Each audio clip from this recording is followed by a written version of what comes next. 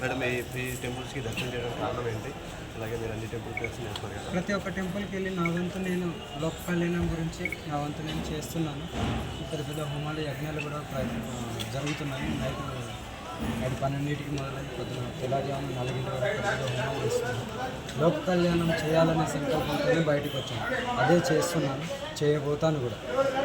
ఎన్ని గోహత్యలు జరిగినా, ఎంతమంది ఆడపిల్లల మీద అఘాయిత్యాలు జరిగినా, గుళ్ళు ధ్వంసాలు చేసి నా పోరాటాన్ని మాత్రం ఎవరు ఆపలేరు. ఈ సందర్భంగా హిందూ మతానికి ఏం చెప్తారు? హిందూ సమాజానికి నేను ఇదే చెప్తాను, అందరం కలిసికట్టుగా పోరాడదాం. మన ఆడపిల్లని మగపిల్లని మనమే కాపాడుకుందాం. మన కుటుంబాన్ని కాపాడితే చాలు. దేశమంతా కాపాడాల్సిన అవసరం లేదు, మన వీధిలో కూడా కాపాడాల్సిన అవసరం. మన ఇంట్లో మనం కాపాడుకుంటే అదే పెద్ద లోక కళ్యాణం. మీ కర్తవ్యం ఏంటి? నెక్స్ట్ కర్తవ్యం ఏంటి?